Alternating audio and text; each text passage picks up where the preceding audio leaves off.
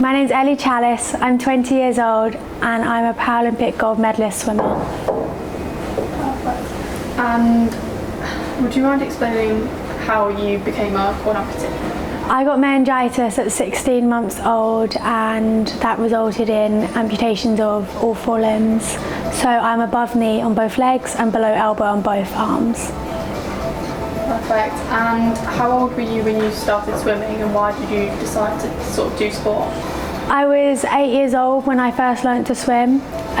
It was mainly just for safety and to be safe in the water when we was on holiday, and I just ended up at a little club and a little disability club where I grew up, and I absolutely loved racing. I did my first race and I just knew that's what I wanted to do.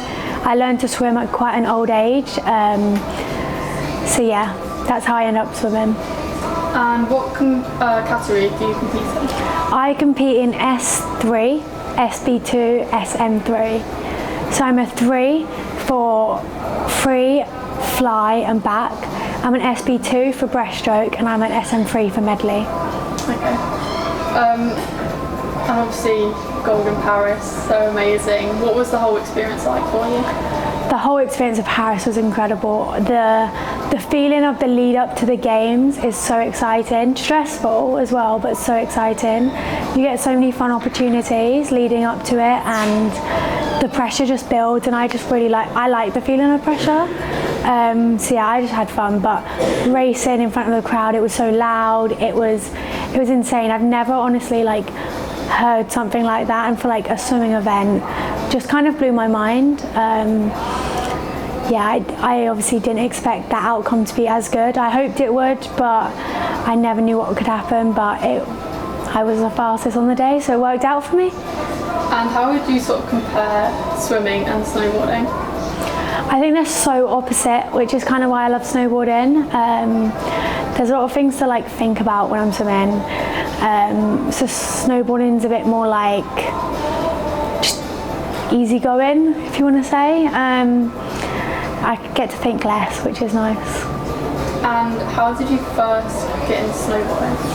So I did a couple sit-ski holidays, and I just wanted to do something where I was in control of what I was doing, and then I got in touch with DSUK, which is Disability Snow Sport, and they put me in touch with Swifty.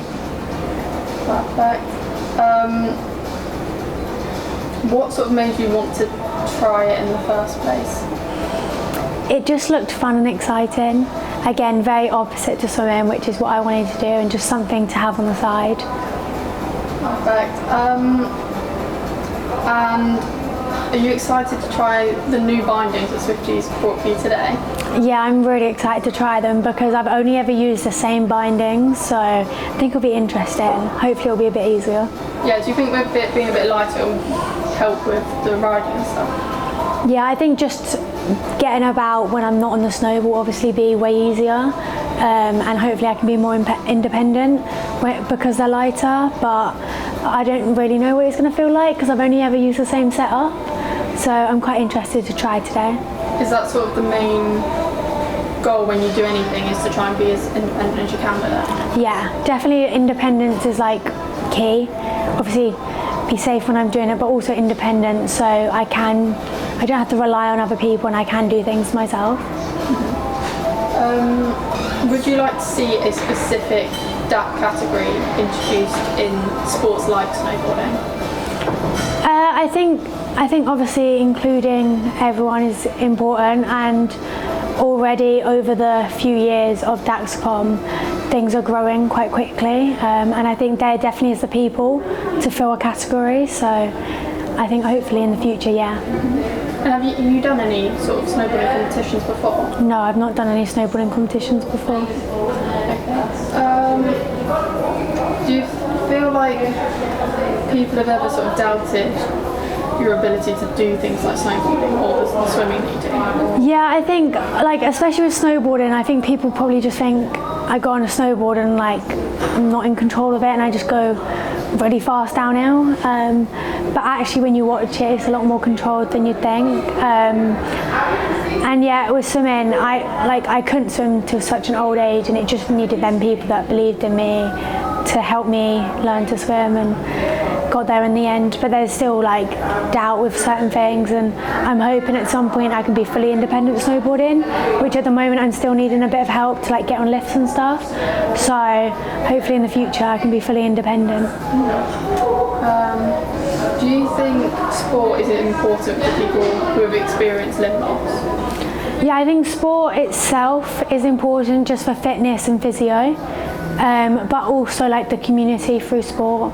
So that's like one of the reasons I really enjoy swimming is, although it's an individual sport, the team you're there with, you get that community and friends and stuff. So and I think that it helps all round, just helps you keep fit, helps your body keep moving, and also have a fun time and friends. But I think it's mainly like important to find something you enjoy, whether that's swimming, snowboarding or another sport. Just finding the sport you enjoy makes it worth it.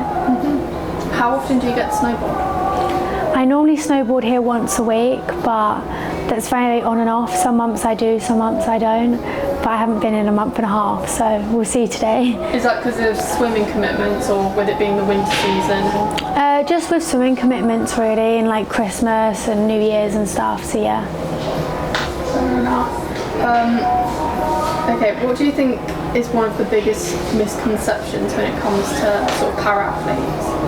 I think the biggest misconception is we just want to be included, and it's not. We're very competitive people as well, probably more competitive than most people. So I reckon people misconceive that. But yeah, it's always difficult because it's not easy to start. It takes a lot to get the equipment you need and get the coach you need and all that. So that it doesn't make it easy. I can't just go to a normal lesson. It doesn't work like that for me. Would you like to see improvements in prosthetics and even the time taken to get your prosthetics to you? Yeah, I think building like a bigger community always helps, and just having advice from other people really helps to get things moving a bit quicker. And you said yesterday about people don't always understand that you know how the prosthetic feels and it's not always textbook about how it's made. A lot of it's like very like my opinion. So I've been getting legs made since I was about 2 years old, so from such a young age I was so used to being able to tell these like grown adults, no, that's not right, this feels wrong, this isn't level, and if I didn't say it, it's then me uncomfortable for the next 6 months to a year when I have these legs. But some people don't want to listen, but you've kind of just got to be a bit forceful and just kind of say your opinion very loud and clear. Is there a reason you don't wear prosthetics day to day, or is it just how you're comfortable? So I definitely want to, I just haven't got any at the moment, and I haven't been for probably the last like 8 years, but I'm hoping that will change soon, but we'll see when I get them, and I can walk and stuff now, so yeah, but at the moment just use them for snowboarding. Are you hoping to go out to the mountains at all? Yeah, definitely after Worlds this year in September, I definitely want to go away through the next winter for snowboarding, because I haven't been away since 2019. Do you have any sort of snowboarding goals, whether that's just to get more comfortable on your board, or? I think mainly just be fully independent and not have to rely on people is a big goal for me. Perfect. In terms of swimming, what's sort of next for you? What's next? So I'm training towards LA in 2028, which feels ages away, but I know it's just going to go really quickly. But this year we have World Champs in Singapore, so that's what I'm looking forward to, but I have to qualify in April, so we'll see. It should be easy, but we'll see.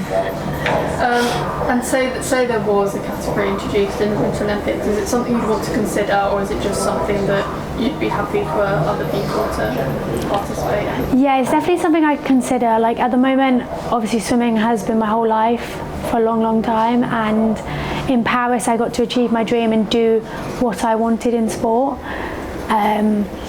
So I think for me the next 4 years in swimming is mainly enjoyment, and whether that means doing more snowboarding on the side, then I'll be quite happy with that. Perfect. Yeah, just one more.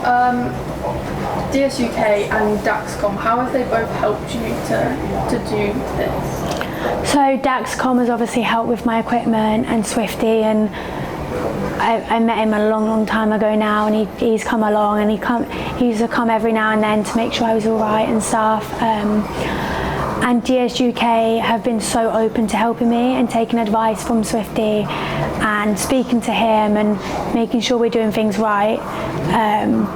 Obviously they don't know what it's like for us to snowboard, but I've had very open instructors, and I'm still particular on what instructors I have, but yeah, they've all helped together. But like, especially Daxcom with the equipment, obviously I couldn't have done it without them. Do you think there's still a conception of maybe double amputees can't do this, or are the coaches more open to the idea of DAC snowboarders? Yeah, I definitely think there is, but obviously having Swifty come along from the first day really helped, because he was able to speak them through it, and like as I've got older I can also explain it more, which has been nice. But yeah, there's definitely that misconception still.